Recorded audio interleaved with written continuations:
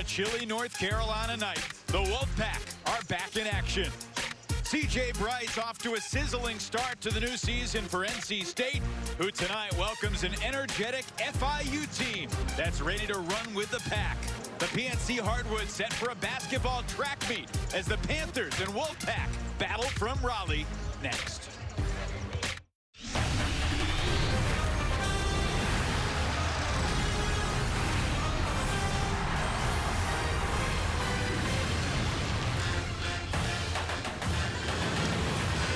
For the second game of our ACC doubleheader tonight, we come to you from the North Carolina Capitol. Feels a little bit like central New York outside. It is cold, but the North Carolina State Wolfpack are ready to host the FIU Panthers, just the third ever meeting between NC State and FIU. Welcome courtside, everybody. With Corey Alexander, I'm Evan Lepler, and it is great to have you with us tonight. It's the third game of the third season for Kevin Keatts as NC State head coach. And Corey, we know the Wolfpack love to play fast, but tonight, maybe the rare exception, they're playing a team that wants to play even faster. Absolutely. Jeremy Ballard is bringing in the Panthers, and they wanted to make it a track meet in here tonight. They led the nation in forced turnovers a year ago, but we know that's NC State's trick, so we'll see who's best at it here. And FIU in their first game played Mississippi State, very tough on the road. Devon Andrews, maybe their most talented player, preseason All-Conference USA. And Andrews at 6'6", can score at the rim, but also has the ability to stretch it from beyond the arc, so he was a matchup nightmare for this NC State team. And for the Wolfpack, they really heated up offensively, and a big part of that was Braxton Beverly making 6 threes for a career-high 23 points on Sunday against Detroit. And Beverly was able to go back to his natural position off the basketball with the return of Markel Johnson, so he's happy to see Markel back in the lineup. And tonight we may see the return of another signature member of this Wolfpack team. DJ Funderburk is in uniform. Not sure if he's going to play. We shall see. FIU NC State tip-off coming up.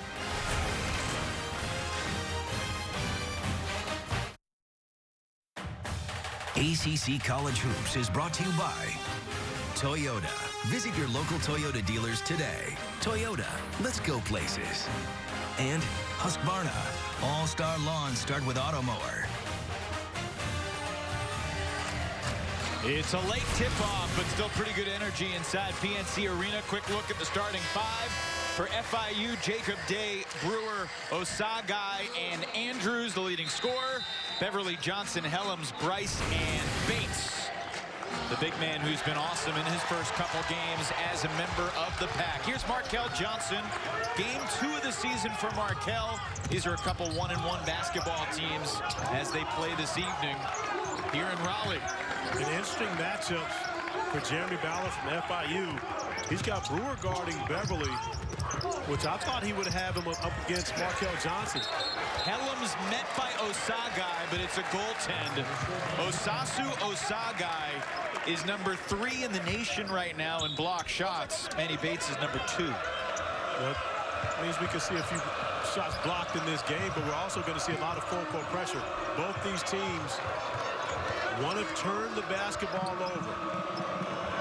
ACC fans know that's what Kevin Keatts likes to bring to the party, but no one does it better than Jeremy Ballard and FIU, who led the country a year ago with 19.6 forced turnovers a game. Corey, I wasn't sure we'd see the single-digit part of the shot clock the entire game, but with 2 on the clock, the 3 from Brewer is money. And you see immediately for FIU, scoring is going to be extremely important so they can set up that pressure. Now, this is the area that you don't want if you're NC State. You do not want Braxton Beverly having to handle the basketball versus Brewer. You want the ball in the hands of Markel Johnson, but FIU did a great job of denying Johnson on the inbounds play. See how ready I was for the ball here courtside? You were ready. I thought you were going to run away and hide from it, but you took that like a champion. You actually put your hands out to grab the basketball. I promised I'd protect you. You would have fallen over if you weren't already sitting down. Let's take a look at our forward keys to the game, shall we? Well, for FIU, of course, when you think about Jeremy Ballard and his group, they've got to win that turnover battle. They want to force the turnovers, but one of the areas of concern for them a year ago was they turned it back over on offense. The NC State has crashed the glass. They're going to have a size advantage. They've got to take advantage of that on missed shots, be able to contend at that rim to see if they can get second chance opportunities. Jericho Helms credited with the first bucket on the goaltend for the NC State Wolfpack. And here is Helms, the sophomore, comes up empty, and the rebound finds Antonio Day Jr. Here's Andrews, who we talked about in the open, and his first drive leads to a dish and a foul, and free throws for Osasu Osagai on the way. Here's what you need to know about today's game with the Honda startup. These two teams met in the season opener in the 1990-91 and the 91-92 seasons. NC State winning both of them. Corey Alexander was a senior in high school when the first meeting of these two teams occurred. And you know who was here at that time. Now, I'm testing your trivia knowledge now. So who were the stars for NC State in 1990-91? That was the Chris Corciani, Tom Gugliotta era, right? Whoa, wait a minute. As you see, Day getting over, felt like he was in great position to pick up that charge, but in a great trap. And that's a huge foul, because that is going to be, as you mentioned, number 2 on Day, who is an important piece of this starting lineup, averages 6 assists per game. One of the better ball handlers for the Panthers. Johnson pulls up. Doesn't get the roll. Jacob the rebound. Cam Corcoran replaced Day after he picks up a second foul. Hey, let's go back. You almost trying to make me forget about that. You're going to mention Chris Corciani and Tom Gugliotta, but not mention the ACC Player of the Year that year? I was going to let you show your knowledge. Oh, my goodness. That was fire and ice. Rodney Monroe was ACC Player of the Year. I'm positive. I'm positive of that.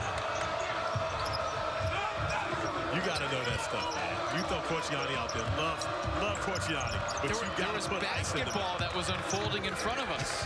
Here's Brewer from the other side. Same result for Tevin Brewer. He's got 6. He's off to a great start. He only averages 7 points per game in the first 2 coming in. But this was the matchup I was expecting to see. And it's a win for the Panthers. Johnson turnover. And Brewer now with 8 points. The smallest guy on the floor making a statement early. But he's making a statement on the defensive end as well. And that's why I thought Ballard would have him guarding Johnson from the beginning, putting that pressure on Markel Johnson, bringing the ball up court. TJ Bryce from the foul line gets it to fall.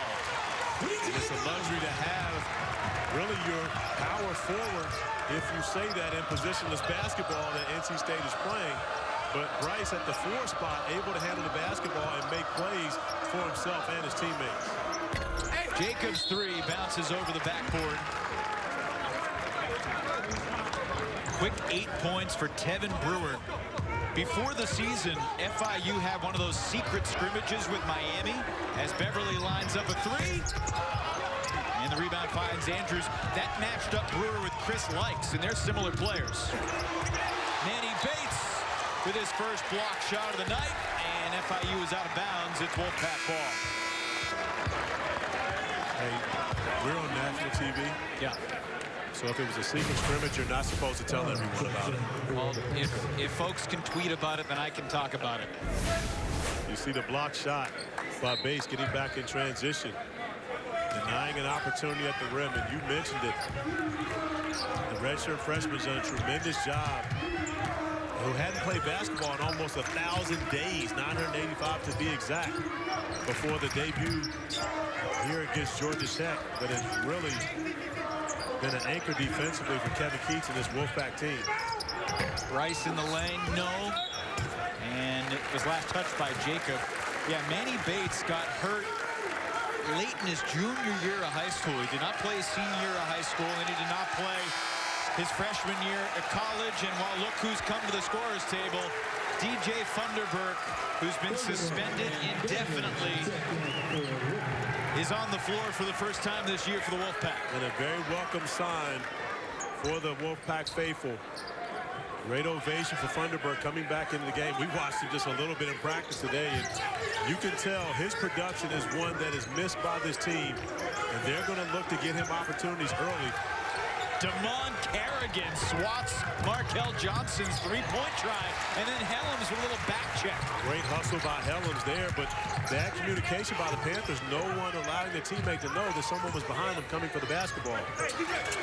Hurricanes coaching staff would have appreciated the back check. Meanwhile, here's Jacob to the bucket for two. Once again, the pressure set, giving Brewer an opportunity to put some pressure on Markel Johnson. This is one of those games where Markel Johnson is just coming back from injury. He's not 100%. So it's going to be interesting to see how much he can hold up for this pressure, especially for 40 minutes. Straightaway three off the front iron from Helms, but Markel Johnson controls the rebound inside Funderburk. And he was fouled on the floor by Kerrigan. You might call it a little bit of a lethargic start from NC State, and anything but that from the FIU Panthers. They're 4 for 6. They've made a couple threes, and it's FIU up 7 early in Raleigh. Strong opening 4.5 minutes for FIU. The Panthers up 11-4. As we take a look at our hardy star to watch, a guy playing his 106th college basketball game tonight. It's C.J. Bryce. You see the numbers, 21.5 points per game, shooting 68% from the field, and really taking on that void left by Torrin Dorn a year ago, stepping right into that role. Of course, Bryce played last year and had a successful year for NC State, but Torrin Dorn was the guy, the leader that carried the majority of the load, and C.J. Bryce taking that on early this season for the Wolfpack.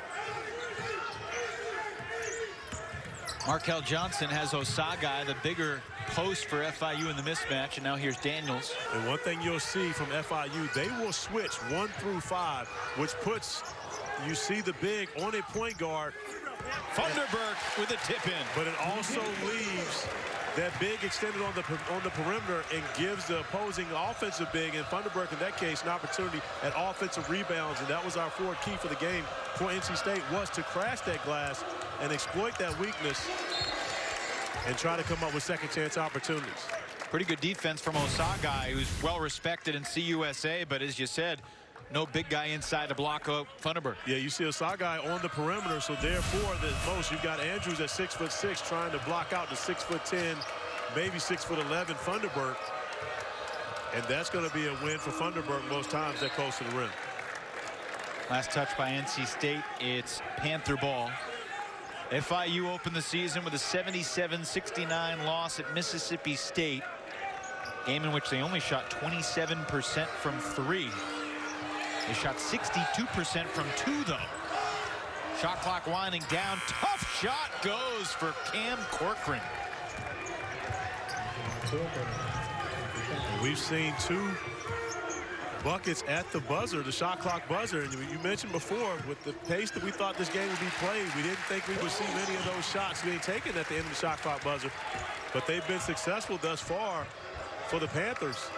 So maybe they should use a little more time on that shot clock to get quality looks. Helms with his second field goal at the other end. Osagai over Funderburk for 2. And nice interior passing there to be able to get the easy bucket for Osagai, who has shown tremendous promise. And Jeremy Ballard telling us early today, when he came to FIU, he was over 300 pounds. So a young man who's put a lot of work in to getting his body into condition to be able to play at this level. He's now listed at 6'9", 250. He arrived as a walk-on, and then when Jeremy Ballard arrived before the start of last season, they put Osagai on scholarship. He's 4th in the nation in blocks last year, and right on cue, he shows the length and extension. But the block shot of that play wasn't the most impressive part, as this was the concern for FIU. When they get an opportunity, they can't turn the basketball over. First shot for Devin Daniels doesn't go, and Osagai grabs his first rebound. And you see Osagai, the impressive part about the previous possession was where he started that play and got all the way out to the corner to block that shot, where most people would just allow the shot to go up and try to get a rebound. Eric Lovett, Osagai, the former walk-on with a nifty move. And showing nice touch around the basket for the big fella. And most importantly, didn't panic when he caught the ball on the perimeter. Foul on Jacob in the backcourt. Panthers have made 7 of their first 9 shots, Corey. Well, one of the things we knew about the Panthers coming into this game, talking with Jeremy Ballard beforehand, they weren't going to be intimidated. No. There was nothing they were going to be afraid of. And Kevin Keats told us as well, they're coming in with nothing to lose. And their style of play fits, and it matches very well with NC State. Now the interesting part, Markel Johnson goes to the bench. Braxton Beverly's going to have to handle the basketball versus Brewer, and that's a tough task when you think about the amount of defensive pressure that he can put on. Sharpshooting big man Pat Andre is checked in for NC State. Scored 12 points in the opener against Georgia Tech. A game in which the Wolfpack didn't trail in regulation as Devin Daniels gets to the rim. Wolfpack go 1-1 after they fell in overtime a week ago Tuesday against the Yellow Jackets.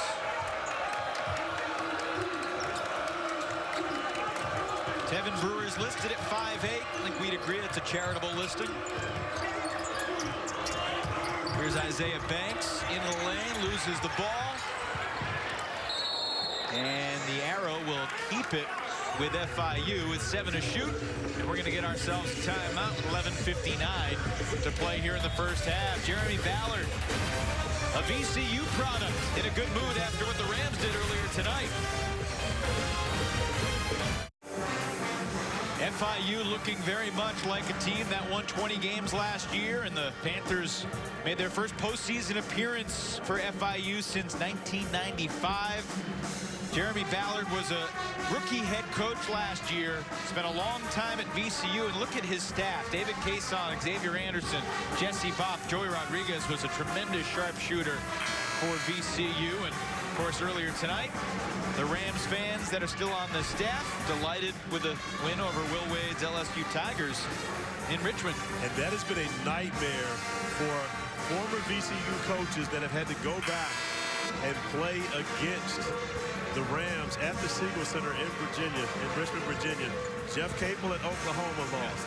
Anthony Grant at Alabama lost. I believe Shaka Smart at Texas lost that game. And now Will Wade at LSU going into the Siegel Center, coming out with the loss. So VCU doing a great job of scheduling those games, and more importantly, taking care of them when they get those opportunities. It's become one of the 21st century traditions of college basketball. VCU coaches moving on and then going home and getting beat. There's Eric Lovett from the corner. And Jeremy Ballard, who went to college at Colgate, would have been a really good night if Colgate could have gotten the best of Syracuse at the Dome. But of course, the Orange took care of business as Pat Andre rattles in his first shot of the night for 3. Well, I think, Jeremy Ballard would be more impressed if his Panthers can come away with the win here at PNC Arena. I'm sure he roots for his alma mater, but a little more so for the place where he's employed. C.J. Bryce to Andre, same spot, same result. Defensive breakdown. You have to know the scouting report and know 31 in white is a knockdown shooter.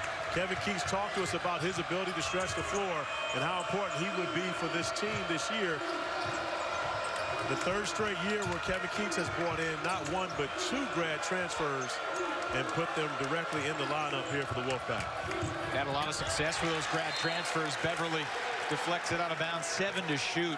And Pat Andre, the latest, played a few years at Lehigh. He's got a chance to be a microwave guy for this team. Instant offense off the bench. Well, you see it already. Once he checks in, you got to know where he is at all times. Back-to-back 3-pointers from that same corner. And he puts a lot of pressure on your defense when you know you got a guy that can shoot it at that high of a percentage.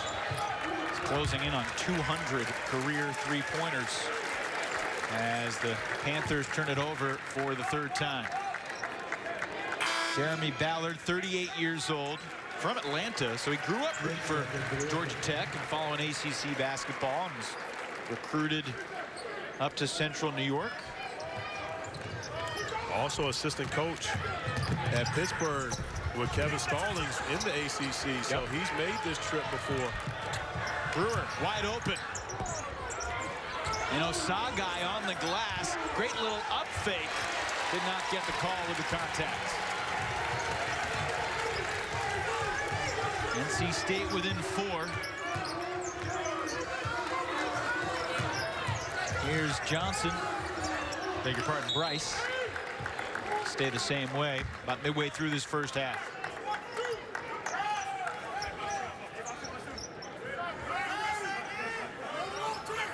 Kevin Keats in year 3.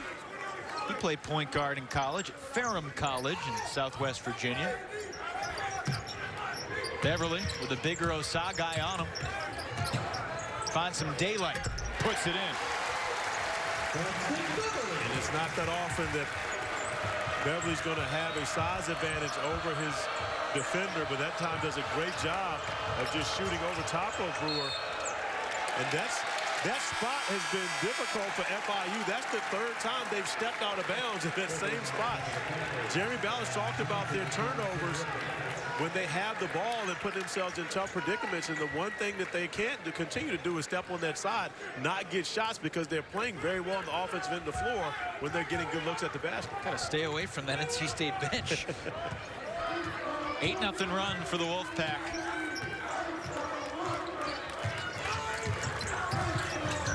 Again, you see the switch. The side guy on Beverly. That means the smaller guy's on Bates, and they force the entry pass in. But here's my dilemma with that. Bates right now hasn't developed the offensive package to where he's the guy that you really want to go into in that possession. So even if he does catch it that far away from the basket, it puts him in a bad predicament. It ends up being a turnover, which turns into a bucket on the other end of the floor for the Panthers. Andre again from the corner. After Andrews' nice bucket at the other end, Andre with his 3rd 3 of the half, and now Brewer flips one home. Tevin Brewer's got 10 points for the FIU Panthers, who lead by 3. And Brewer has really come in prepared to play here this evening and loves this challenge of getting to go up against Markel Johnson. Of course, Markel Johnson, one of the better point guards in the country. Now Bates has the smaller Brewer on him, and there's 3 more for Andre. Moved away from the corner, and he still had the range. Well, he has half of NC State's points already in this game and probably didn't check in until about 13 minutes remaining in this game. 4 3-pointers already for Andre. 12 points in 4 minutes for Pat Andre. NC State looking for its first lead since it was 2-zip. And right now, Andre with the mismatch with Brewer guarding him on the post. But as he floats to that corner, I would be looking that direction. Bates makes a move on Jacob and scores. That's a nice move by Bates. He talked about where his defense is ahead of his offense, but I like the way he took his time there, going over that left shoulder for the nice jump hook to give the Wolfpack its first lead. Pretty good back and forth, Corey. NC State shooting 52%. FIU shooting 59%. Brewer trying to shake Daniels, and he traveled.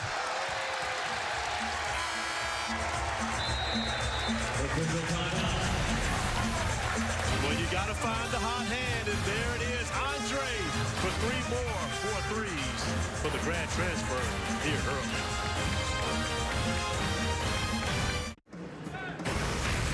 You have to recognize the shooter, and NC State has done just that, not once, not twice, but 3 times to Andre in the corner. They've been able to find him wide open for good looks, and just for good measure, finding Andre on the wing, 4 feet beyond the arc, knocks down another 3, 4 3-pointers for Pat Andre, who's averaging double figures coming off the bench for NC State already this year, and has shown he can provide instant offense for the Wolfpack. Yeah, several years ago now, but he's had a couple 30-point games, including one when he was a freshman. He became the first Lehigh freshman to have 30 in a game since C.J. McCollum. That's the obvious answer. It's the right one. Did you think you were going to stump me with that one? No, I was just setting you up. I think you thought you were going to stump me with that one. I know I can never stump you. Oh, you can. You start talking Game of Thrones, you got me, buddy. Can you believe that, folks? Corey has never watched an episode. He didn't recognize the theme song when the NC State band played it earlier during a timeout. I'm too busy watching basketball, Evan. That's a suspect excuse. Braxton Beverly looks like he could be a house leader on Game of Thrones, doesn't he? You wouldn't know. Again, I would have no idea. This is why you have to be multi-versatile and be ready for that type of analysis. Shot clock's winding down to 2, and Bryce flips it in. Great job by C.J. Bryce avoiding the charge and getting to the basket, able to finish with that great body control. This game has swung dramatically.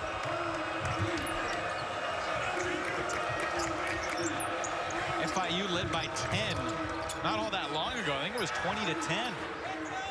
Brewers cooled off. 18-4 run right now, and the FIU scoring drought continues. And you see C.J. Bryce jumping to his right, avoiding the contact, and then the finish. And those are the type of plays, when you're as important to this team as C.J. Bryce is, you have to make to stay out of foul trouble. Markel Johnson, no. Manny Bates indeed. And another opportunity, and that's the right play by Markel Johnson. Challenge the shot blocker, get the shot off. Even if you don't make it, you make an easy cleanup for Manny Bates. On the opposite side, no one with size there to be able to keep Bates off the glass. Corey, NC State started 2 of 9 since they're 11 of 14. And a good block out by the Wolfpack. NC State's lead is 6. Brewer, Braxton Beverly keeps it alive. Bryce takes it.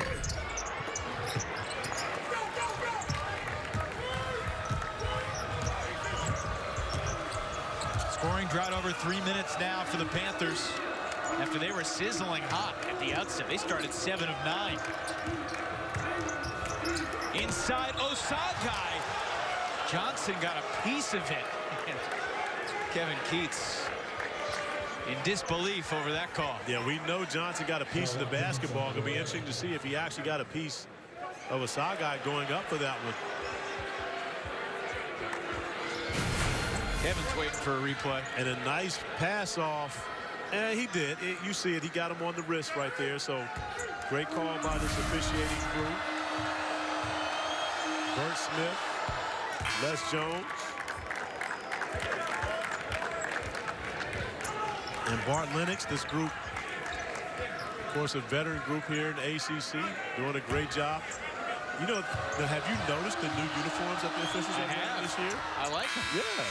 They remind me of Star Trek Enterprise. Oh, no. Now, I was not a Star Trek guy by any means, but the slope of the angle of the back. I should have stopped while I was ahead and just said I really do like the new uniforms that the officials are wearing this year.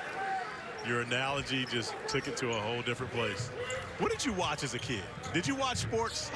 That's all I watched. No, I swear. Apparently not. That's all I watch to this day. Helm steps in. Missed it left, but Bryce with a rebound goes tough. And more second chance opportunities for NC State. On the third chance, Beverly can't connect, and it'll be FIU ball. And I'm sorry to digress, but when you say that's all you watch, is it because it's called Game of Thrones that you consider it a sport? Are you stumped? That's because you clearly silly. watch Game of Thrones. I don't want to dignify that with a response. Okay, we'll move on. Closing in on 5 minutes to play in this first half.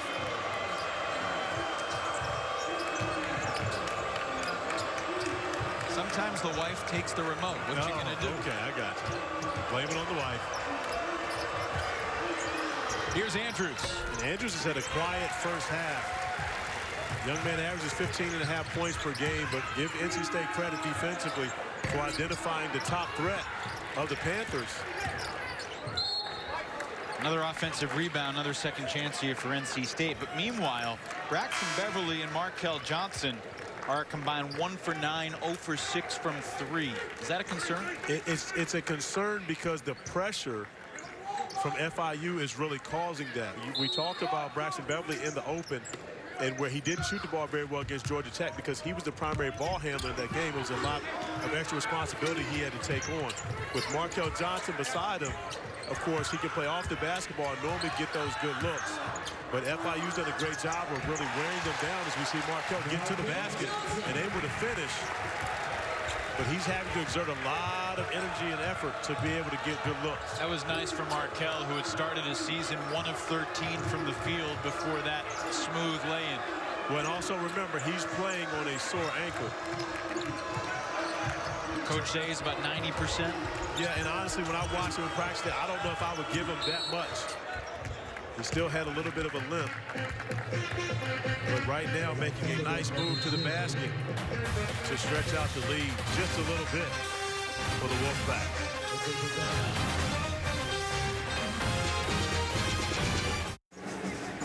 Since FIU led by 10, it's a 22-6 run for NC State. Moments ago, Markel Johnson, after an 0-for-5 start from the field, a nice little Euro step to get his first bucket.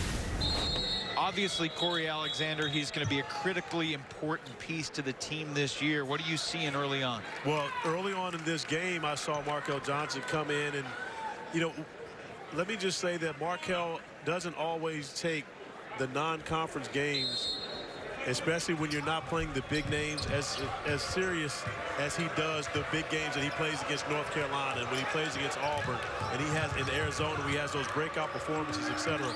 And I think once they took him out of the game initially, he refocused and came back in with a different mindset, and it's really helped this team on that 22-6 run that you mentioned earlier.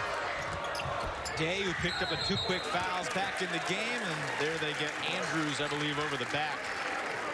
Yeah, it's a strange phenomenon with Markel, because you're right. I mean, Tevin Brewer was all up in his grill early on, and Markel wasn't really ready to handle it.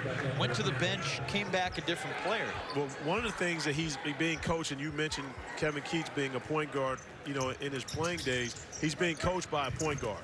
And oh no, Brewer lost his shoe. That's the Look out. It's going to be tough to slide. Picked up the shoe, and this is a smart foul there by Blake Furcron. I mean, there is a skating rink underneath here, but you should wear sneakers when you're playing basketball. That's a pretty good one.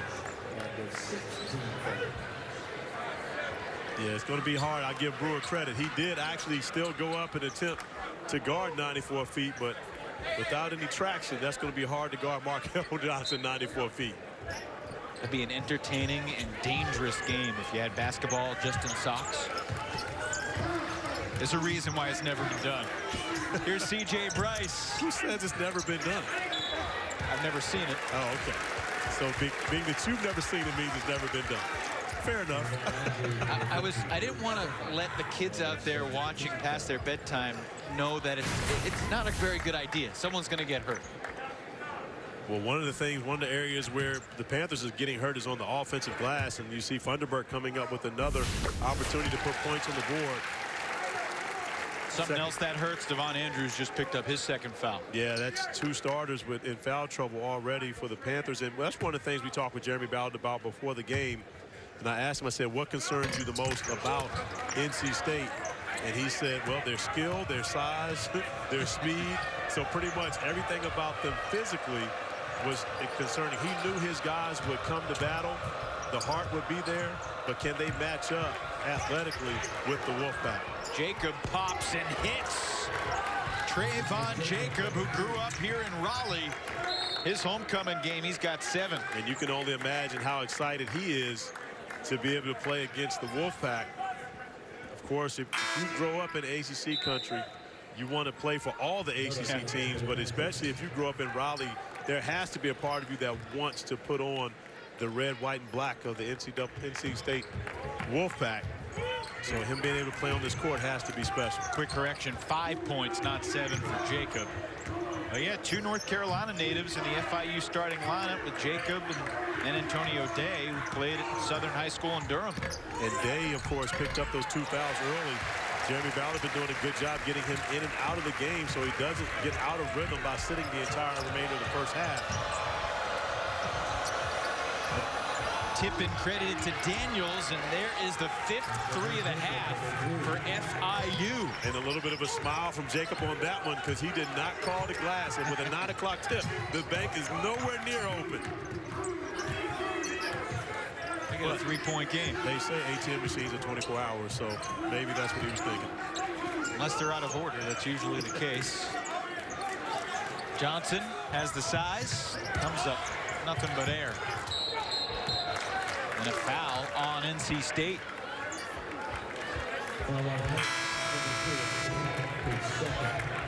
You watched Markel Johnson against Detroit Mercy. and I don't think you were too concerned. It was his first game of the year. He was 1 for 8, but he had 7 rebounds and 10 assists. Tonight, he's got 1 rebound, 1 assist, 1 turnover, 2 points in 15 minutes. And NC State fans are kind of a little more concerned, I'd say. Well, we know because of what we've seen over the past 3 seasons, we know he can make big plays when they're needed. We know he can make big shots when they're needed. The question is, can he be consistent and do it 40 minutes in games that aren't necessarily the big marquee games? But each and every one of these games matters.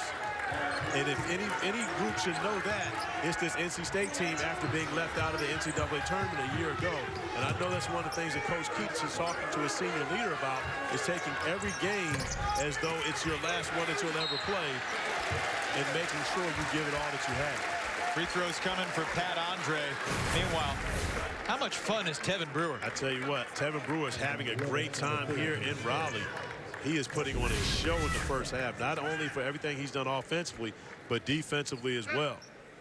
Foul was on Lovett, and Andre to the free throw line for NC State.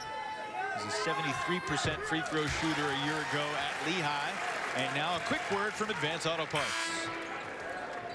I can sign 12 autographs in 6 seconds. So reminding you to check your battery this fast, easy. Corey, how many autographs can you sign in 6 seconds? Well, I'll give you half. Just sign Corey. You won't even get the last name. 6 seconds, that's rushing me. It takes time to get this thing right. You can write Corey 3 times in 6 seconds. Yeah, I can, but I won't. That's the difference. You're more of a selfie guy when fans come up to you. Yeah, I'll do the selfie. Jacob trying to work on Daniels, who gets a piece of the ball reaching in. Osagai hits Brewer back door. He'll kick it to the corner for Lovett. Osagai on the glass. Looked like Funderburk got him on the arm. Instead, it's going to work out for FIU as Lovett slams it home. You know what? Give FIU credit because there were contact on both those shots. Jeremy Ballard trying to get a timeout, but of course, he can't call a timeout until the last 2 minutes, and none of his players recognizing it. The last 2 minutes of the game, not of the half. Beverly, teardrop over Osagai, no. Funderburk going to the line. But if you look at that play by itself, that's a shot normally that Beverly would have launched away. He had a wide open three-pointer he didn't take to go in and shoot a floater, which of course you know I hate. But again, it works out for NC State because Funderburk is there on the offensive glass. 19.5 minutes in. Which team's pressure has annoyed the other side more? Oh, it's definitely been the Panthers. FIU has applied more pressure, and it's annoyed NC State. If not for the self-inflicted wounds that FIU has had, stepping on the sideline 3 times, the turnovers they've gotten, they've really outplayed the Wolfpack here in this first half. And now with the basketball, the opportunity to take a lead into halftime if they're able to come away with the bucket here. Funderburk missed both free throws, and the shot clock and game clock are virtually in sync, maybe a 1/10 of a second difference. Tremendous half of basketball for FIU. They're shooting 52% as a team. Andrews with 4 to the basket. No, and they call a foul.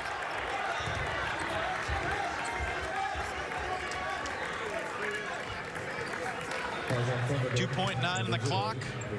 And a couple free throws here for Devon Andrews,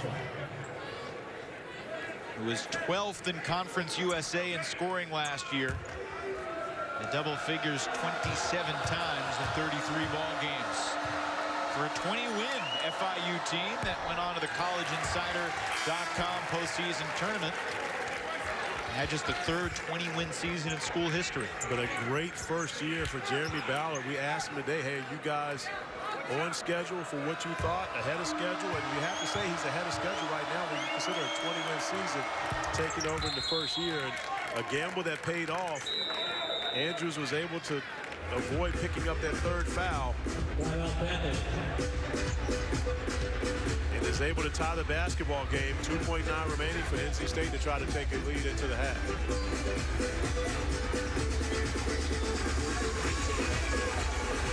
Can't ask for much more than this in terms of entertaining November basketball in the non-conference. It's been a great game thus far. When you look at both these teams, of course, shooting the ball well, but I'm always going to be entertained when I see both teams getting out pressuring 94 feet, putting pressure on the opposing team's offense by making them have to play the full court. And right now, I think that FIU's had a little more energy, a little more effort, but NC State's had a little more size. Those second chance points have been huge. And despite some of the freneticness to the pace, FIU has only turned it over 5 times. NC State's only turned it over 4 times. 2.9 left in the half. Daniels from just over midcourt. Off the glass. No good. And we got ourselves a tie game at the half tonight in Raleigh. Third ever meeting between NC State and FIU. Absolutely nothing decided yet. Pat Andre had 14 off the bench for NC State. Tevin Brewer leads the way for the Panthers with a dozen. Back and forth we go after 20 minutes. All even at 37. It happens to be International Student Night at PNC Arena as the Wolfpack and Panthers battle even through 20 minutes, 37 all. Early in the ACC season, you got 4 teams in the AP top 10. Only loss for the conference so far was the surprising Pittsburgh result. They beat Florida State, then lost to Nicholls State, and then last night won at Robert Morris, which was a pretty nice win. Corey Duke beat Kansas. Florida State has owned Florida, and your old boy Cole Anthony is looking pretty sharp so far for the Tar Heels. Yeah, great start for Cole Anthony. First couple of games, field goal attempts are up, but his usage rate is going to be extremely high, maybe record pace for an ACC player this year in Chapel Hill. And he's doing everything that he needs to do for the Tar Heels to be successful. Time to Let's Go Places, brought to you by Toyota. This is one of 6 games in the ACC tonight. Boston College takes care of business at home against High Point. Syracuse looking sharper tonight offensively, scoring 70 against Colgate. Virginia Tech runs away from Upstate. Wake Forest, Asheville were tight with about 10 minutes to go, and the Demon Deacons pulled away. Louisville. You know, Chris Mack wasn't all too pleased after their win over Youngstown State the other day, but they've got a really good ball club. Well, Chris Mack, of course, has to keep his foot on the pedal with this team because they can't get caught up in listening to the hype because that team is very, very good. Opportunity to win a national championship this year. Well, one thing Chris Mack's going to not allow his team to do is take place. Any Louisville fans or players just muted the TV when Corey was talking because Chris Mack's team cannot listen to the hype. We got a hype first half, 37 all in Raleigh. Good ball game here in Raleigh at halftime tonight. FIU and NC State deadlock 37 apiece. Wolfpack coach Kevin Keats was a multi-sport athlete in high school, and as a football player, he was able to learn lessons that he applies to basketball coaching. And he tells us more in tonight's ACC All Access. Football gave me what I consider a little toughness. You know, I was a decent quarterback, not great. I had 2 guys that played in the backfield with me that were both 1,000-yard rushers. They're really good football players. And I decided, I played 2 sports. I decided that basketball was better for me because I got tired of getting free hits. It was different, and then obviously I wanted to play in an indoor sport. But when you look at my football background, I think it's helped me throughout my coaching. You know, when you look at football, it's a brutal sport. You got to compete on every possession. You got to pay attention to detail. And so some of that background has really helped me. You know, if there's a basketball around, I don't care what sport you play, you're going to walk into the gym and you're going to pick the basketball up and you're going to want to basically shoot the ball. For me, basketball has been so much, you know, when you think about all of the long-term relationships that you've made because of basketball. I met my wife, who obviously went to high school with me. We were not high school sweethearts, but obviously she was a cheerleader for basketball, and so that helped me with that part of it. People that's in your wedding, just the kids that you get a chance to meet. And for me, basketball has been a means for me to be able to help so many kids be successful in life. 37 all at the half. Kevin Keats has some work to do. He and his team in the locker room right now trying to diagram a second half victory from PNC Arena. Second half coming up. ACC College Hoops is brought to you by The Works Tri-Pack, now 10% off. Order now. 37 all at the half here inside PNC Arena. The Wolfpack have just retaken the floor, and we welcome you back courtside with Corey Alexander. I am Evan Lepler, and I got to ask your thoughts on these first 20 minutes. NC State's in for a battle, it seems, for 40 tonight. They really are, because FIU has been able to really dictate the tempo of this game with their pressure, because they have been able to score and set up that defensive pressure. So interesting to see how the teams that normally love to press, how well they handle it. Not a tremendous amount of turnovers in this game, but it has favored FIU as far as the pace. We have plenty of storylines, from DJ Funderburk making his debut to Markel Johnson struggling offensively to Tevin Brewer. All 5'8" of them officially making things happen for FIU. And Brewer got it started with his defensive ability in the full court. But you see 8 points off of turnovers for FIU and 6-0 on the fast break. But it has been the offensive glass on the other side for NC State that has allowed them to stay in the game. 11 second chance points off of 11 offensive rebounds for the Wolfpack. You mentioned the points off turnovers for FIU. They've got 8 points off just the 4 NC State turnovers.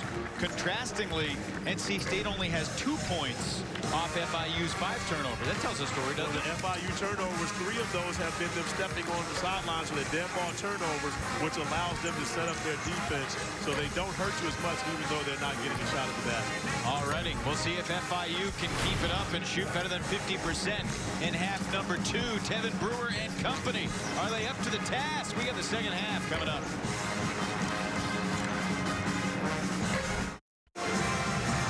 NC State and the band wrapping up a rousing rendition of Mighty Mighty Bosstones, The Impression That I Get, one of Corey's favorite tunes. Take a look at the starters versus bench scoring. Kind of what we expected from the Wolfpack a year ago. I'm not sure if we expected this year. Well, Pat Andre really has provided a spark off the bench, and you consider DJ Funderburk back in the lineup coming off the bench. So you've got 2 big-time scorers for the Wolfpack coming in, but I'm sure Kevin Keats was expecting more production from his starters, specifically Markel Johnson and Braxton Beverly stepping up and having a better second half than they did in the first. Talking about C.J. Bryce is our hearty star to watch. He had shot the ball 19 of 28 from the floor in their first 2 games. He's just 2 of 6 tonight. 4 points, 3 rebounds for C.J. It's Johnson, Bryce, Helms, Bates, and Beverly. Starting 5 back out there. And rejecting Helms was Andrews. Well, that's the thing, you know, with many of the Power 5 schools, nice play there. Chance for an N1. Osasu Osagai, the contact and the bucket. And nice finish by Osagai, but an even better find from Brewer, getting in that paint, tossing it up to where only his big guy can go get it. You see Manny Bates trying to retreat after guarding the screen and roll action, trying to get back into play. Out of bounds to the Wolfpack. Yeah, but we talked about, I mean, when you think about the Power 5 schools, normally you're going to see a 4-man that's going to be about 6'7", 6'8", 6'9". But in this matchup, Andrews is actually the same size as Helms. So when he turns and blocks that shot, it's not a surprise for anyone here. And FIU has really brought it to NC State from a defensive standpoint in this game. Braxton's 0 for 4 from beyond the arc. And another one of Helms' shots gets blocked again, but of course you're talking about one of the leading shot blockers in the country getting that one. And there's Devon Andrews from downtown. But one thing you don't see from FIU, they make a big 3, that's all fine and dandy, but no one's running back in their home run trot. They're up and ready to pressure and see if they can come up with a turnover. C.J. Bryce in and out. Manny Bates fouled on the floor. And Manny Bates can really make a living on the interior on offensive rebounding here in this game, especially with FIU going for blocks. But that's one of those opportunities when you get them, you got to be able to take care of them and put them back in for 2 points. NC State did a great job of that in the first half. And come up with second chance points in this possession as well. Antonio Day Jr. picked up his 3rd foul earlier in the possession, and C.J. Bryce gets his 3rd field goal to cap the possession. Here's Helms boarding the miss from FIU.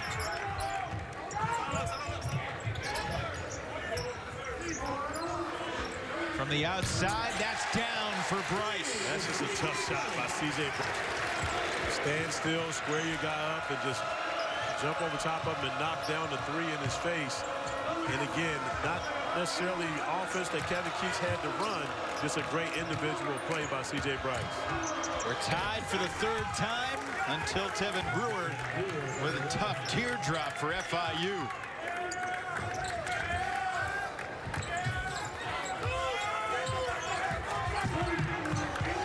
I don't know, Corey, just sitting here courtside, you get the sense that NC State is just kind of annoyed by what they're being forced to do tonight and how hard FIU's playing. Well, really, they're forcing Markel Johnson to spend so much energy and effort in that backcourt to get the basketball across half court and get his team in offense.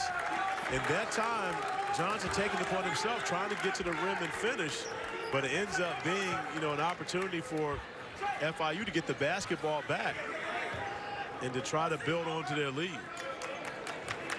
We were at FIU shoot-around here at PNC earlier this afternoon, and at the very end, Jeremy Ballard brought everybody together and said, look, it's going to take laser focus. It's not going to take us playing perfect. We're going to stay together through the ups and downs, through the officiating, through the crowd, through missing shots. We're going to hold each other accountable, be hype, be there for each other. And he repeated again, we don't have to be perfect. Now, did you write all of that down verbatim? I mean, because you sound just like Jeremy Ballard did at the end of shoot-around today. I like to take notes. There's the first time that the shot clock buzzer sounds. Shot clock violation. First of the night. But one thing you can say is that FIU has followed the scouting report perfectly. And not only the way that they've defended NC State, but also the way they've attacked offensively. And Jeremy Ballard has to be pleased with what his team has done for the first 22.5 minutes of this game. But can they continue it for the remaining 17 plus? That pass had no chance. 3-on-2. Jacob. No. NC State dodges a bullet. Helms to Bates.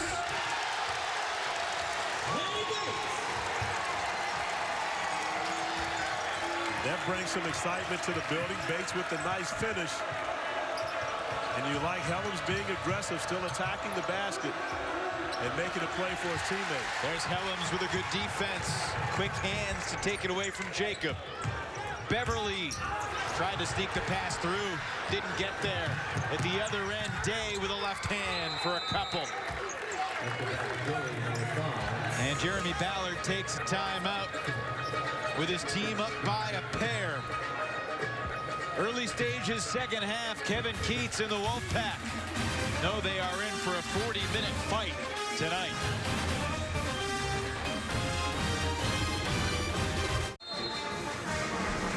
NC State playing right into the hands of the FIU Panthers by turning the basketball over. The Panthers love to turn you over and, more importantly, get out on the break, finish, and add points off turnovers to advantage 10-2 for FIU. 10-2 points off turnovers for the Panthers. And NC State right now trying to find a way to handle this pressure and be able to get good looks on the offensive end of the floor. Last season, no team in the nation forced more turnovers per game than FIU did. But the problem with that was they were giving it back. Yes. This team, Jeremy Ballard has told us, has matured. And not only are they not giving it back, they're scoring off of it. They've done that here in this game, which has allowed them to build the 2-point lead. Johnson with 6 to shoot. When you think about how long it's taken for NC State to get into their offense. Johnson, no. Tip, no. Rebound, FIU. Day for Brewer. Fakes it. Kicks it. Love it. Unable to hit the corner three. Brewer reaches in on Rice. First foul on Tevin Brewer. The junior transferred from Coffeyville Community College. Panthers up 2, second half. ACC College Hoops is brought to you by Blue Cross and Blue Shield of North Carolina. Be bold, be confident, live fearless. And your local Ford dealer. Welcome back inside PNC Arena. Evan Leffler, Corey Alexander, great to have you with us. Tevin Brewer doubling his season average. This guy's had quite the journey. He averaged 20 a game as a high school senior, but had no scholarship offers to 4-year schools out of high school. So he spent a couple of years at 2 different junior colleges. Got his first D1 offer last December from Eastern Kentucky, and then about a month later, FIU reached out, and he's been a great pickup. And there's Braxton Beverly, one of the little guys for NC State. They need to get going. But they can't get beat back this easily. Travel. But there's no reason, and again, you know, it doesn't end up being 2 points, but no reason a team can score and still get beat back in transition just like that off an inbounds pass. Coach Keats can't be happy with that type of effort from his team getting back on the defensive end. Oh, that's a bad turnover. Andre just lost it on the dribble. And here's Andrews taking it to Beverly.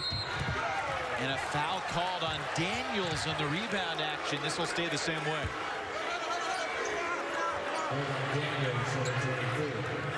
Devin did not like the call, but it's FIU ball. And you have to say for the first 25 minutes, and that's just a, you know, a careless turnover by Andre. Andrews unable to finish, but you see the push there, giving the ball back to FIU with the opportunity to regain the lead once again. But over this first 25 minutes, you would have to say that the energy level has been higher for FIU. They're playing as though they have more to play for in this game than NC State has. NC State is really relying on his talent and his size up front, which has kept them even. But right now, Jeremy Ballard's team has really probably outplayed the Wolfpack here tonight. I don't think there's any question that that's been the story of the first 25. What about the last 15? Well, there's 3 more for Tavon Andrews. He's heating up. He is, and you continue to give him opportunities, offensive rebounds and turnovers, putting the ball back into the hands of the Panthers. At some point, a guy that scores the way he does is going to get hot. Devin Daniels brings the Wolfpack within 1. And quickly, shot clock at 26. Are they going to count this basket? They can't. No way. No way that could count. That would be continuation at its finest. I don't even know if that would have counted in the NBA. It will be side out. 3rd foul on Funderburk.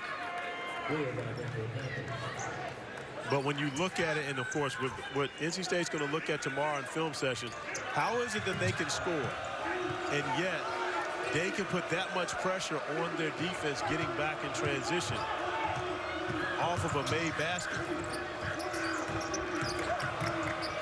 Lovett hangs in the air and gets 2.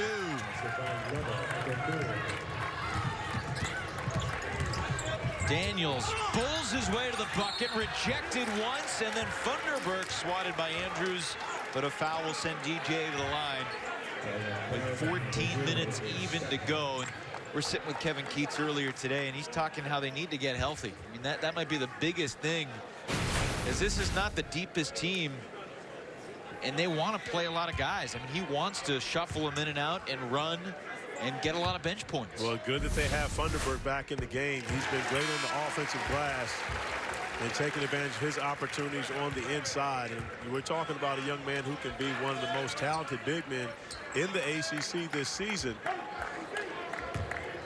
Fortunately for him, the indefinite suspension is over.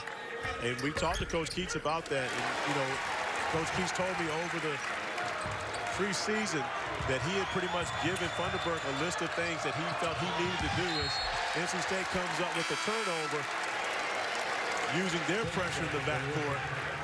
But Coach Keats says that Funderburk has checked all the boxes. He's done exactly everything that they've asked for him to do to show that he wants to continue to be a part of this NC State Wolfpack basketball program, and he's really proud of the progress that he's made here this semester. Funderburk averaged 9 points, 4 rebounds a game last year, led the team shooting 55%. What numbers are they looking to get out of him this year? Oh, more than that. I mean, when you think about it, because he's going to play heavy minutes off the bench, and he's skilled enough to where when you get to ACC action, and Devin Daniels with a nice move to the basket and finish, but in ACC action, you can actually play Funderburk and Bates together, especially when you match up against, of course, their hated enemy. The North Carolina Tar Heels are normally always going to play 2 bigs up front. You can use the lineup with both those guys in there with Funderburk's skill. Jacob funneled it away. Here's Andre's 3, wide left. And you can tell that one was forced by Andre. FIU did a great job running him off the line, but he wanted to get that shot up. Jacob to Osagai. I think Bates got a piece of it. I believe so. We had a battle of the block shots between these 2 guys, and both of them have not disappointed. With a great job contesting everything at the rim. Rice, a little giddy up to the bucket. That may be a block by Osagai. Foul is on FIU on the floor. If that play were at FIU, it would be a block shot. I'm not sure if it's going to be scored as a block here at PNC, but great defensive job there. And you see, does he get a piece of that basketball? He does get a piece of that basketball. Are you disagreeing with that? Look at the rotation on the ball. The fingertips. When did I disagree? Your face, your facial expression. I could tell you disagree. That's a foul. Osagai fouls the 3-point shooter, Beverly.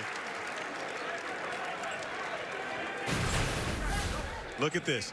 Do you see a block here?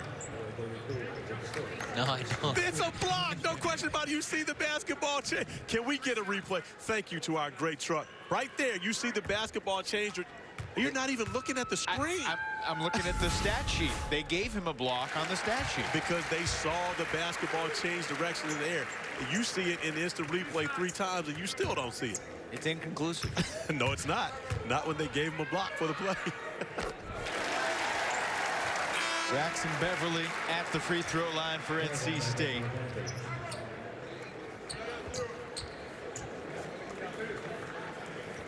Coming off a career-high 23 points on Sunday. 0 for 4 from 3 in this game. We talked about in the open, he made 6 3-pointers against the Detroit Mercy. Only 1 versus Georgia Tech in their opener. And, of course, for NC State, they need him to be successful from beyond that arc to open up things for the rest of his teammates. Harrigan rejected, but a foul called late. Ooh, I definitely want to see a replay on that one, as do the fans here at NC State. Number 2 on Bates. As Bates goes up. Well, you know what? There was some contact with the body. You see the body contact down low. He did get all basketball up top, but there was contact down low. Of course, that's not going to be a popular call in this building. 1 of 2 for Damon Carrigan, junior from the same high school that produced Patrick Ewing, Boston, Massachusetts. Bryce to the bucket. And you can see NC State now finding some rhythm on the offensive end of the floor, but that's coming off of getting stops. When they're able to get stops and get out in transition. Day answering and 1.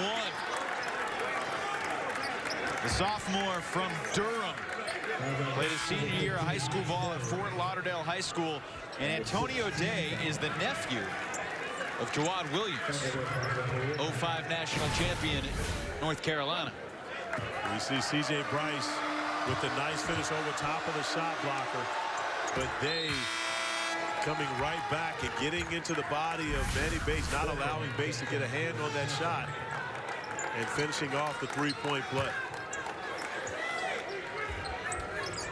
That was a huge 3-point play because it had been a 9-1 run for NC State to slingshot this game around. Daniels takes it to the rack and kisses it home. And Devin Daniels has been great attacking the rim, not settling, but going in there amongst the trees and the contact. That's a good point. He hasn't settled at all. And another FIU turnover. We'll give it back to the Pack after we get ourselves a timeout. 11:57 remaining in the second half. And Devin Daniels not settling. Taking it to the hoop for the Pack. Up by 4. Well, here at PNC Arena, we've had ourselves a good old-fashioned block party. Osaga getting out, taking away the corner 3, and then protecting the paint. And once again, off of offensive rebound, denying Helms an opportunity at the rim. Only credited for 3 shot blocks, but we watched 4. So therefore, he is missing 1 in this game thus far, but you can see averaging 5.5 blocks per game, 12 points, shooting 75% from the field. This is a young man that was a walk-on coming to FIU, over 300 pounds, has really transformed himself into a really good basketball player. Taking me back to my high school days with all the rejections that we're seeing tonight. You think about it, 3 of the top 4 shot blockers in the country have played at PNC so far this year, with Bates and Osagai, and also James Banks with Georgia Tech. So you're saying this is not the first block party they've thrown this year?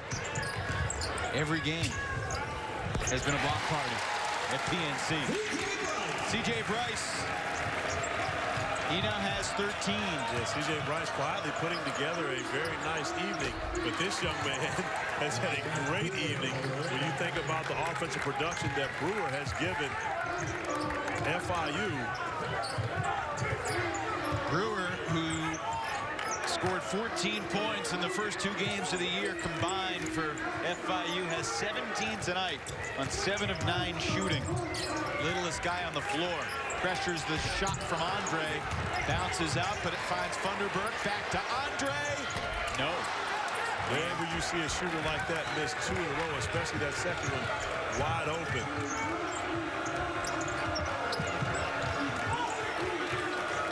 Three-point game. Under 11 to play. Kerrigan too strong off the backboard, and it'll be Wolfpack ball.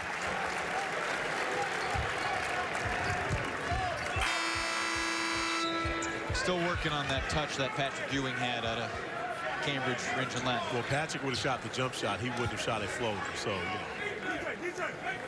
the jump shot, of course, a higher percentage shot, one that you can work on in comparison to a floater that you leave up the chance. Not a smart play there. I mean, he looked like a quarterback running out of time, just throwing it away. Yeah, that's not a smart play. One, because, of course, you're putting Funderburk in a tough predicament there, and immediately you see the substitution going to the table for Andre after making that inbound play. You know, in a 3-point game, you don't go for the home run.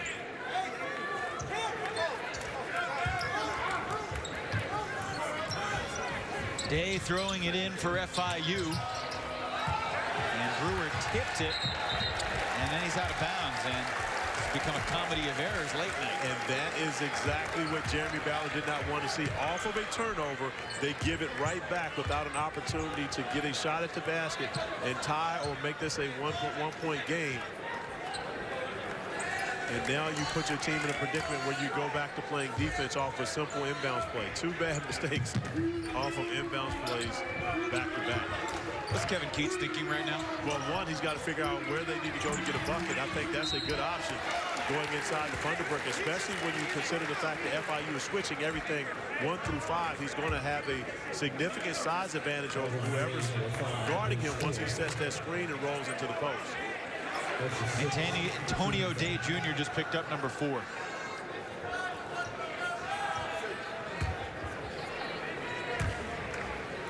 There is a man in a blue jersey at the scorer's table. And Day will get a breather. And now a quick word from the Works Trivac. The Works Trivac 3-in-1 Easy Switch from blow to vac is a game changer and a time saver. Your yard work champion. DJ, one of 2 Cleveland, Ohio natives on this Wolfpack roster.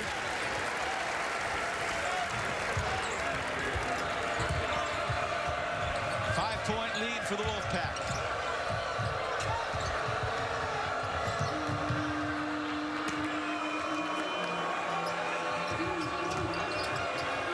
two teams have not met since November of '91. That game was played at Reynolds Coliseum, an 11-point NC State win. One of the great places to play basketball. NC State's next two games will be at James T. Valvano Arena at the William Neal Reynolds Coliseum against St. Francis Brooklyn and Alcorn State. Largest lead tonight was 10. That was when FIU led 20-10 early. NC State's largest lead was 7. We talked about it a bit in the first half. We haven't seen much of Markel Johnson here in the second half for NC State. Braxton Beverly taking on the majority of the point guard responsibilities and handling the pressure well there. Getting the shot off over Brewer. It's a great point, Corey. Markel has played 5 minutes in the second half. He's 1 for 9 from the floor for the game. He was 1 for 8 on Sunday. You know, and unfortunately for him, he had the ankle injury coming into the season, you know, right before game 1, and he's still recovering from that. I mean, when you miss time, especially when you're playing games, it's so hard to get back in the rhythm. But we know that he hasn't been himself. We're talking about one of the elite point guards in the ACC this year. And as a senior, you know, you want to see him playing well, but it just hasn't happened for him thus far in this game. And right now, give Kevin Keats credit.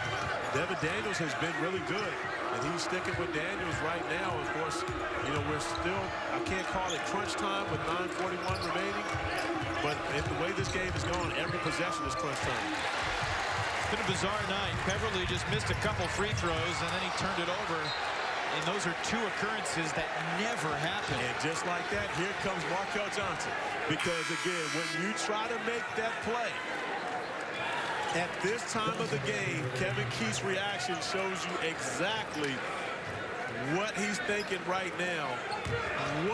And that is, Braxton Beverly, what are you thinking trying to make that play on the fast break instead of making a simple play and coming up with 2 points? It's out of bounds, FIU ball. You know, Kevin Keats is a guy that usually coaches with his jacket on. If ever there was a time to rip the jacket off, that might have been the moment. But he always goes to his post-game press conference without the jacket. But he admitted on Sunday against Detroit, he came to his post-game press conference wearing the jacket, and he admitted, because it was afternoon game, he was really hungry. He had some wings, got some wing sauce on his shirt, so he put the jacket on over it. Backdoor feed, another block. Funderburk with a denial. 5 to shoot for the Panthers.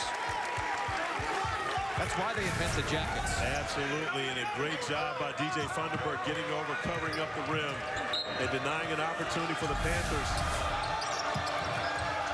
Andrews trying to create contact. Johnson has the rebound ahead to Bryce. Funderburk the screen, over to Helms. And with this switching, you got to look at Funderburk on the block.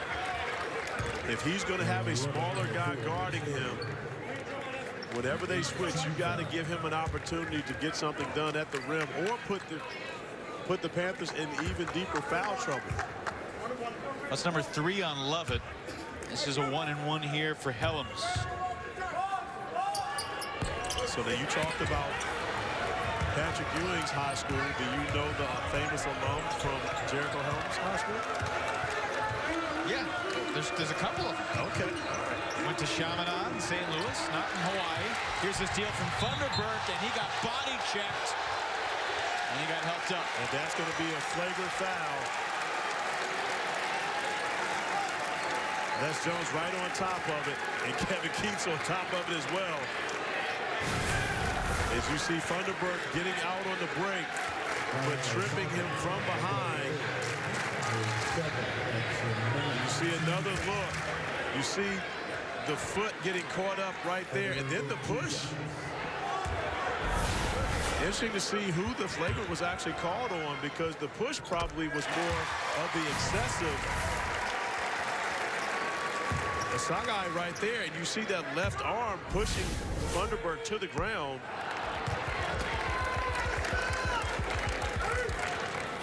Corey, the two guys in the history of Chaminade High School in St. Louis who scored more than Jericho Helms combined for 67 tonight in the NBA. Bradley Beal had 44. Jason Tatum had 23, and the Celtics got the last laugh in a 140 to 133 win. Here's the third all-time leading scorer. Still needs to work on that jumper, and nice hustle play, and it'll be NC State ball. And give Helms credit. He shot the air ball, but he didn't sit there and pout about it. He got back on defense and was able to tip the pass away. And again, this game is you're going to make mistakes playing basketball. That's a given, but you can't hang your head. Continue to play. And Jericho Helms taught that by the great Frank Bennett, my boy, the head coach at Chaminade in St. Louis. No relation to Tony, right? No relation to Tony. Either the singer or the Virginia coach. Is anyone going to score 40 against Virginia this year?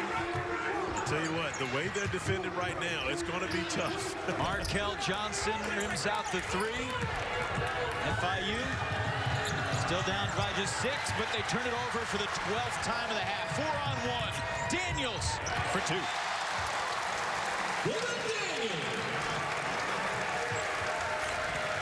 Largest lead of the night for NC State at 66-58.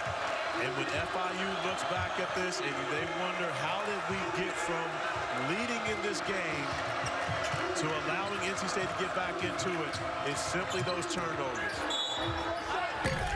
Stepped out of bounds before the shot. That is the 13th FIU turnover of the second half. Well, it was FIU early turning turnovers into points. But here recently, it's been NC State turning that trick around. We've got 7:27 left here in Raleigh tonight. NC State has opened up an 8-point lead, and you can read the graphic. That has been the story of the last 4.5, 5 minutes. With 18 total turnovers for the Panthers. They've stepped on the sideline 4 times that I can remember, maybe more than that, but you see that drought. No points in the last 4:06, which has allowed NC State to build this lead. But the performance from NC State's bench tonight. Pat Andre had the offense in the first half. He's got 14 points, 7 rebounds overall. Devin Daniels has 12. DJ Funderburk has 8 in his season debut.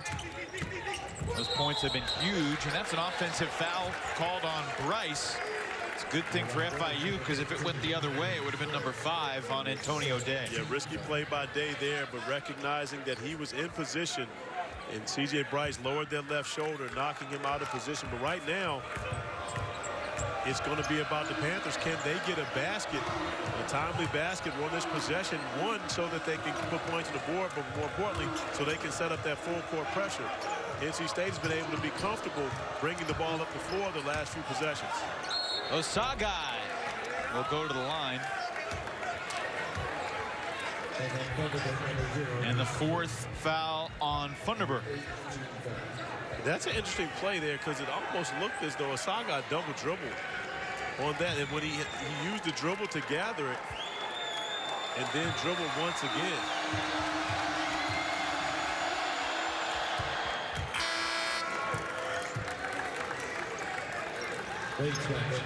Bates back in. Funderburk with the 4 fouls to the bench.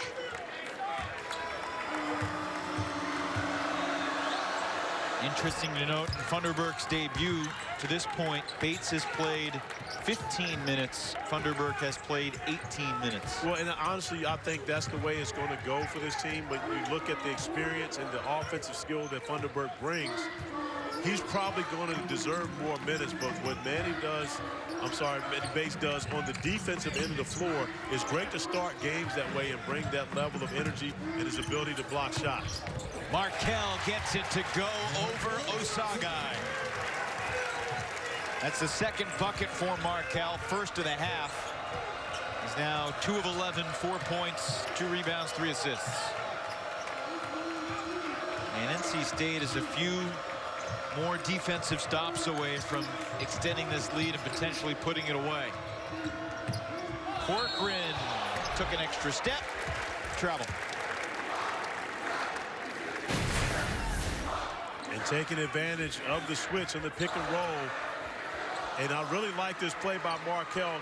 Of course, Manny Bates is going to have the advantage from a size standpoint. But we talked about earlier, his offensive package hasn't necessarily developed. But Markel taking it upon himself to get the big fella to the basket and put up on the rim. Even if he misses, Manny Bates has an opportunity for the offensive board. Devin Daniels, coast to coast. 14 tonight for Daniels, matching the offensive performance he put forward on Sunday. Yeah, we really haven't talked enough about the production that he's had coming off the bench. And, of course, started game one with the absence of Markel Johnson. And then coming off the bench the last two. Pretty good defense there from Bates going straight up. Jacobs scored over him. Nice finish from Jacobs, but right now FIU needing to match up. If we see Brewer coming back into the game, he's had a tremendous imprint on this game. Shocked that he wasn't back in earlier. And a nice finish once again by Manny Bates. Good things happen when he gets the ball that close to the bucket. Well, and of course, a great play by Markel Johnson to get in the paint and find Bates over the top by himself under the basket, seeing over the track.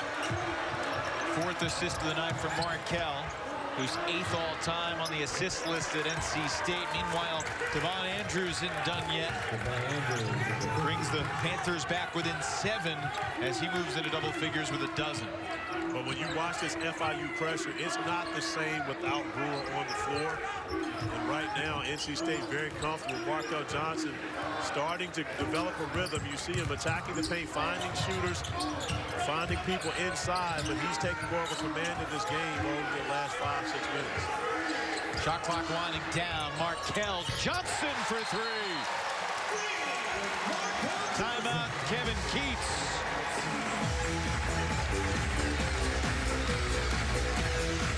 A couple years ago, Markel Johnson led the league in assists. Last year, Kevin Keats asked him to score more. This year, Coach Keats says he needs him to do both.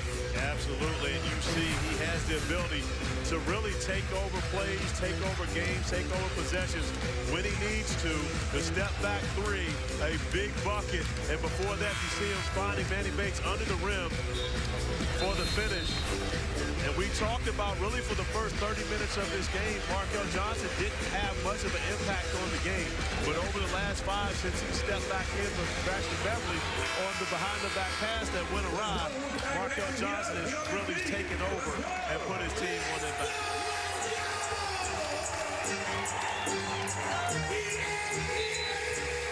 See Tevin Brewer back in the game for FIU.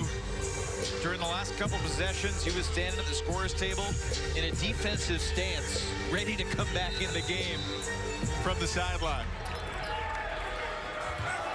When you see the trouble that FIU really had handling the basketball without Brewer on the floor. And so they get their playmaker back into the game. Now let's see if their offense can develop a little more rhythm that they've had over the past few possessions. Brewer to Jacob with a brick.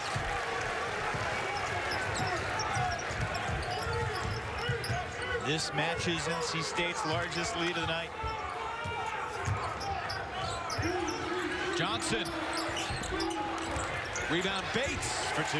But that's what you get when you take that shot, because there's no one under the basket to stop Bates from getting that offensive rebound. There's a foul on the putback effort from FIU. And before the free throws, we'll get ourselves a timeout. NC State has ratcheted up the defensive intensity. They've also made a bunch more shots, and they've gotten offensive rebounds. That was the formula Corey mentioned earlier. Wolfpack by a dozen. NC State has stretched the lead to 12 here late in the second half. 3:45 to go. And you look at what the Wolfpack have coming up. Like 3 more home games that you consider should wins. St. Francis, Brooklyn, Alcorn State, Little Rock. Then a really intriguing game against Memphis, and who knows what the Tigers are going to look like at the end of November. Then ACC Big Ten Challenge against Wisconsin, and then back to ACC play on Saturday afternoon, December 7th at Wake Forest. Well, one of the things that Kevin Keats, of course, doing this year, you see that Memphis game, playing at the Barclays Center, I believe, and it's one to make sure they have a higher quality schedule this year. This NC State team, in my opinion, should have been in the NCAA tournament a year ago, but their schedule is what kept them out of it. And so that's one of the things that Coach Keats and his staff addressed this year to make sure that at the end of the ACC play, and when you have to play 20 ACC games this year, which is tough enough, but to put themselves in a position to where on Selection Sunday, if they don't win the ACC tournament, they're still one of the teams getting that bid. Wolfpack also have a game at Auburn in December. Rematch of the victory the Pack had here last December, and who knew at that time that Auburn would go as far as they did. Tough shot, Johnson. Maybe one more chance for a little burst here from the Panthers as they bid for the upset on the road over an ACC opponent. Andrews, a little hesitation. Unable to tip his own shot, but a third chance will net him some free throws. And then he got kind of unsuspectingly knocked over by Helms. Andrews is shaken up.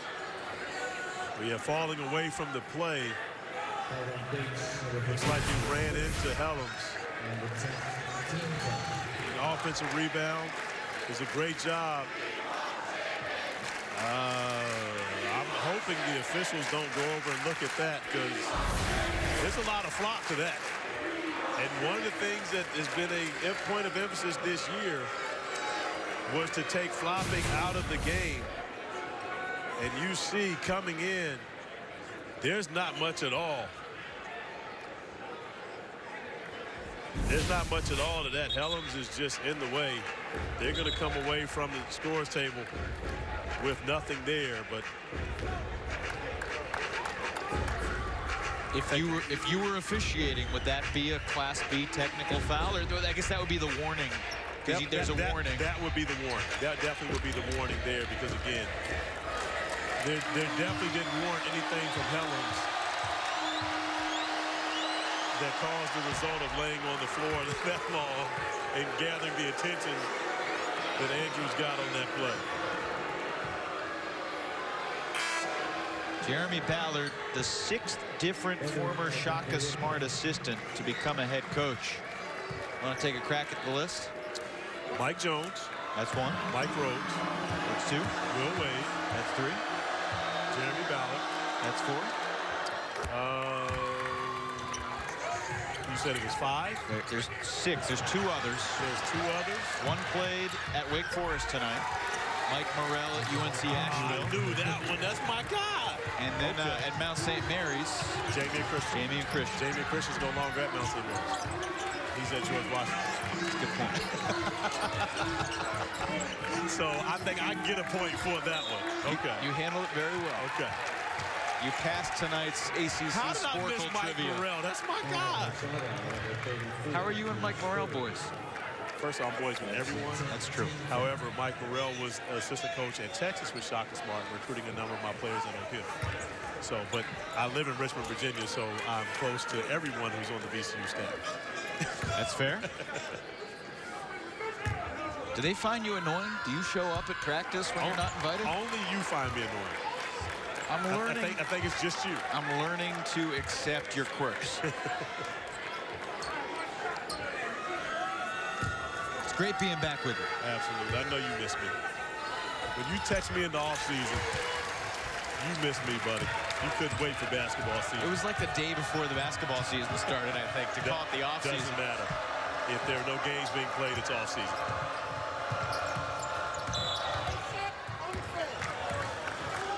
No one on FIU has scored in quite a while other than Devon Andrews, who scored the last 11 points for their team. Well, you would expect Andrews to be their big scorer, but of course, you're going to need some production from someone else in that offensive category.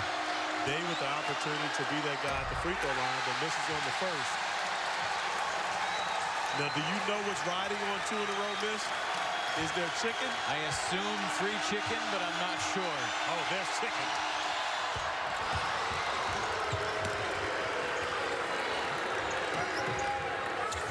Part of you wishes the fans made that type of noise just for their team the entire time without incentive. Oh, NC State. Yeah, NC State not finishing very well at all. It's a two-possession game right now with plenty of time. Giving an opportunity as Braxton Beverly will now check back into the game for Devin Daniels, but continuing to give FIU opportunities to put points on the board. FIU hasn't taken advantage of them as often as they probably would have liked to. But right now, another opportunity to cut into this lead. Antonio Day lost it. It'll stay the same way. Hey, Corey, the teams combined for 9 turnovers in the first half.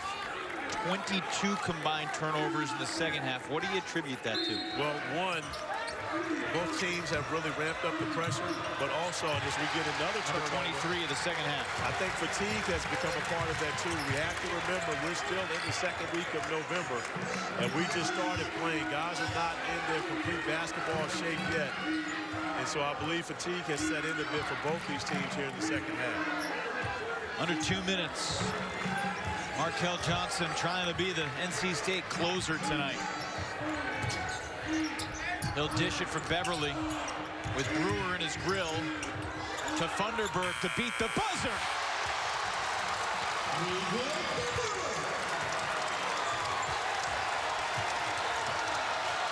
It's not over yet, but that was a vicious haymaker with the clock winding down.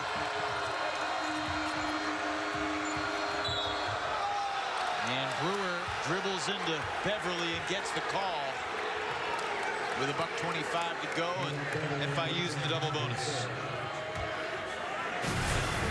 Well, I would like to say that Kevin Keys probably made the best decision of the day by lifting the indefinite suspension on DJ Funderburk, who has had a great performance here in his season debut. 11 points, 7 rebounds for Funderburk. Meanwhile, Tevin Brewer was a 92% free throw shooter.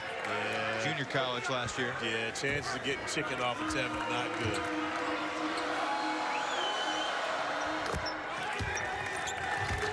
Smooth stroke, back to a 6-point game.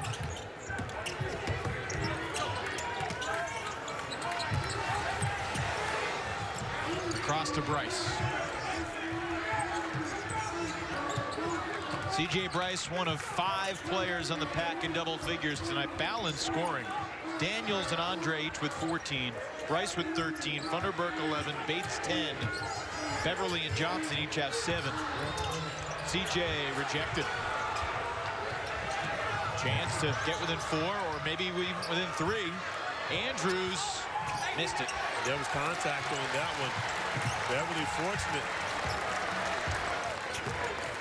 Jeremy Ballard kind of looking at the sky after that possession. Had a chance in transition to really make this interesting. And now Markel Johnson will shoot free throws. Markel entered the night 8th in Wolfpack history with 407 career assists. You know who the all-time leader of NC State assists. This I do know. This I do know. Who also left the game as the NCAA's leader. Do you know that Markel Johnson, now he's a senior, for the next 30 games, if he averaged 20 assists per game, he would still be 31 assists shy of Chris Corciani's record. So now, okay, yeah, interesting stat. But here's my thing. Who sat around and thought of that? Just trying to put what Corciani did in perspective. Is that why you didn't mention ACC Player of the Year, Rodney Monroe, when you were talking about who was playing in 1990-91? I was playing the long game. Another FIU turnover. They had 5 in the first half. Now 16 in the second half, 21 for the night. And that is what has hurt the Panthers here, and the reason why they won't leave PNC Arena with the win. Self-inflicted wounds. Those turnovers have cost them in the second half after handling the basketball so well. And Jeremy Ballard talked to us about that in shoot-around earlier today. That's one of the things they couldn't afford to do, was have those costly errors and mistakes, especially at the end of the game where they have really come back to hurt. But I tell you this FIU team, especially if they can clean up that turnover issue, they can be pretty good in Conference USA. I can't imagine that there are 9 teams better in Conference USA than this FIU team. Yeah, they were picked 10th. Western Kentucky's the favorite. 4 starters back. Bunch of talented additions for Jeremy Ballard. And let's shift the conversation to NC State. After seeing something close to their full team tonight, yes, Markel Johnson can get healthier and DJ Funderburk can get more into the rhythm. What do you see from this team as we head toward the rest of the non-conference season and then back into ACC play? Well, as you mentioned, they need some more continuity. These guys have to play together more. But this is a team that returned 6 of the top 7 scorers from a year ago, right? So they have experience. They've been through the fires. They understand what it's like to go into Chapel Hill. They know what it's like to play against Duke. So this group, I think, will get better and better as the year goes along. And has a chance with Funderburk back in the lineup to really have a successful season. This could be an NCAA tournament team. But, of course, they're going to have to play with a sense of urgency that they played with here in the second half for the complete 40 minutes of the game. They can't take on the first half like they did, in my opinion, today and be outplayed and outworked by FIU. Got to shoot free throws better than they did tonight. They're typically a very good free throw shooting team, and FIU's Antonio Day Jr. in some pain down there.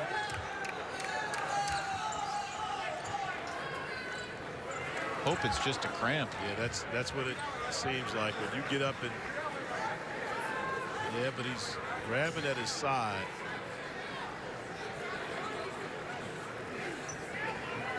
I want to speculate on what it may be, but Jeremy Ballard just told his team no foul. So FIU is going to wave the white flag here. One baseline, and you see immediately grabbing at that hip flexor. Hopefully that is a cramp. Young man played really hard today. Hate to see his evening end that way. Something of a homecoming game for Antonio Day.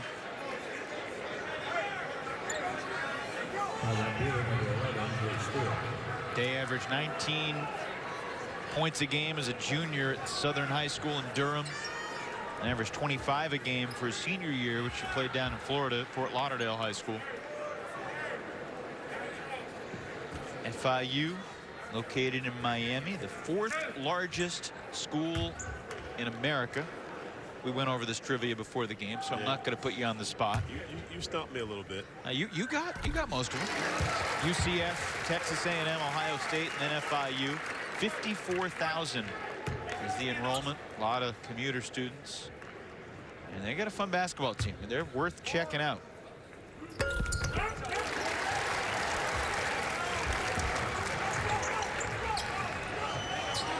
NC State's going to improve to 2-1.